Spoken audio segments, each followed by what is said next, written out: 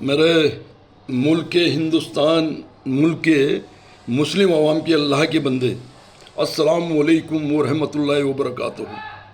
मेरे दोस्तों, सन 1757 के आसपास की बात है, जब अंग्रेज़ हमारे मुल्क पर कब्जा कर कर वो शासन करने लगे, तो हमारे मुल्क को वो लूट भी रहे थे और हमारे मुल्क के पूर्वजों से गुलामियाँ भी करवा रहे थे और उनके ऊपर जुल्म सितम भी ढा रहे थे। अब अंग्रेज़ों से हमें क्या मिला? जब हम एक दूसरे से जुदा होते हैं और कहीं सफ़र में निकलते हैं तो एक दूसरे से बोलते थे अल्लाह हाफिज़, खुदा हाफिज़, अल्लाह खैर,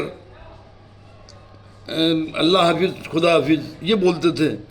अब वो तो बोलते थे अंग्रेज़ों से पहले, और जब अंग्रेज़ काबिज हो गए तो क्या बोलते हैं? बाय बाय टाटा, बाय बाय टाटा।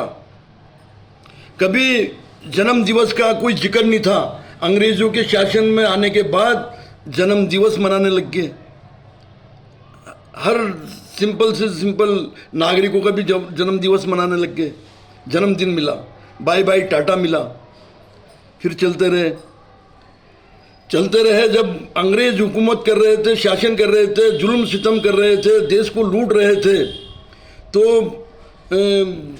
हिंदुस्तान के मुसलमानों ने अंग्रेजी हुकूमत के खिलाफ आंदोलन खड़ा किया और अंग्रेज़ों को सत्ता से हटाने का बीड़ा उठाया। तो अंग्रेज़ घबरा गए और अंग्रेज ने गुप्त मीटिंगें की कि इन मुसलमानों को कैसे रोका जाए, मुसलमानों को कैसे तोड़ा जाए। तो उन्होंने उनकी षड्यंत्र और साजिश के तहत मुसलमानों को रोकने का काम क्या किया? ये वाबी है, ये सुन्नी है, ये बरेलवी है, ये देवबंदी है।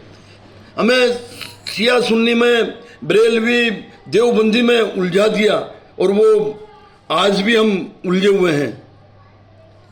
फिर चलते रहे, देश आज़ाद हुआ, लोकतंत्र स्थापित हुआ।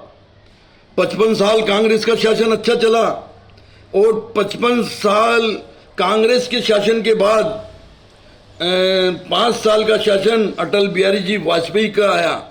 मगर अटल बिहारी जी वाजपेयी के शासन की मैं दाद दूंगा कि उन्होंने देश को धर्मनिरपेक्ष ही रखा और निष्पक्षता के रूप में शासन किया और कभी किसी मजहब के ऊपर, किसी समुदाय के ऊपर किसी भी तरह की उंगलियां नहीं उठने दी और देश को धर्मनिरपेक्ष ही रखा। चलते रहो। डॉक्टर मनमोहन सिंह जी का शासन भी बहुत अच्छा चला और फिर ये सन 2014 से जो मोदी शासन आया है, 11 साल 4 माह गुजर चुके, तो देश मोदी शासन ने, निकम्बे शासन ने क्या सोचा कि मुसलमानों को कैसे रोका जाए, कैसे तोड़ा जाए, इनको कैसे कमज़ोर किया जाए। तो पहले तो 3 तलाक, नागरिकता कानून और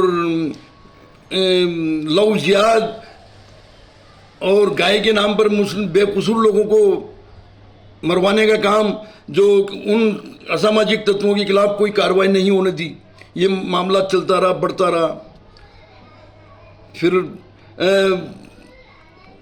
मुसलमानों की कमजोरी ढूंढते हैं, फिर पसमंदा मुसलमान चलाया, पसमंदा मुसलमान, जबकि उससे पहले कोई जानता ही नहीं था पसमंदा मुसलमान कौन होता है भाई। अरे हम अलग अलग कबीले में ज़रूर है, अलग अलग कबीले के नाम से हमारी पहचान जरूर है, मगर मुसलमान मुसलमान है। जो अल्लाह और अल्लाह के रसूल को मानता है उसके सिवा किसी को नहीं मानता। चलता रहा। फिर ये भी नया ही सिलसिला चला दिया इन्होंने और नया सिलसिला चला दिया और हिंदुस्तान के मुसलमान, हिंदुस्तान का मौलवी कोई नहीं समझ पा रहा, क्योंकि कुछ ईद मिलादुन नबी से पहले या ईद मिलादुन नबी के बाद अगर किसी ने पोस्टर लगाकर आई लव यू मोहम्मद का पोस्टर लगा दिया तो गौर नहीं किया इस पर कि हमारे खिलाफ ये साजिश भी हो सकती है, किसी भी निकम्बे शासन की ये साजिश भी हो सकती है कि इस तरह से आई लव मोहम्मद के पोस्टर लगाए जाएं और जो पोस्टर लगाने वाले उन लड़कों के खिलाफ कार्रवाई की जाए। तो पुलिस प्रशासन ने कार्रवाई भी की। तो इससे क्या है कि हिंदुस्तान का मुसलमान उकसेगा और जज्बात में आएगा, जुनून में आएगा और मुसलमानों में एक दरार पैदा होगी।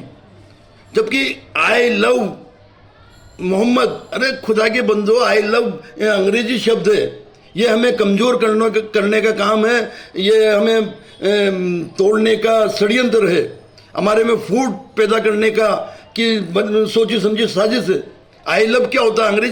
अंग्रेजी बोल है। तो हम तो हमारे आका को या रसूलुल्लाह से बोलते हैं, या रसूलुल्लाह, या अल्लाह, या मोहम्मद। तो क्या या रसूलुल्लाह, या अल्लाह, या मोहम्मद कहना हम बंद कर देंगे? आई लव मोहम्मद कहेंगे? जबकि मजहब इस्लाम में कहीं से कहीं तक आई लव का कोई जिक्र ही नहीं है। अरे अल्लाह के रसूल ने भी अपने रसूल को महबूब कहा है, अपना हबीब कहा है। आई लव का तो कोई जिक्र ही नहीं है भाई। तो कैसे मुसलमान I love Mohammad, I love Mohammad poster दिखा कर चिल्ला कर बोल रहे हैं? अरे खुदा के बंदो, ये हमारे खिलाफ कुछ साजिश है, षड्यंत्र है, इसको समझो। और जबरदस्ती एक हवा बना रखा है, ये हमारे खिलाफ साजिश है, समझो और इनकी गलत नीतियों को पहचानो। और जो हम अल्लाह और अल्लाह के रसूल ने जो हमें फरमाया, जो हमें कुरान पाक दी है, कुरान पाक जो कहता है और अल्लाह के प्यारे रसूल की हदीस जो कहती है, वहाँ तक ही सीमित रहो यार भाई। किसी के शैतानी हरकतों में मत आइए आप। बाय बाय टाटा, बाय बाय टाटा, जन्मदिन, आई लव, ये हमारे मजहब इस्लाम की का किरदार नहीं है भाई। ये हमारे मजहब इस्लाम की कोई तालीम नहीं है, ये हमारा जज्बा नहीं है। किसे अपना रहे हो? जन्मदिन भी नहीं है, इस पर गौर करो यार।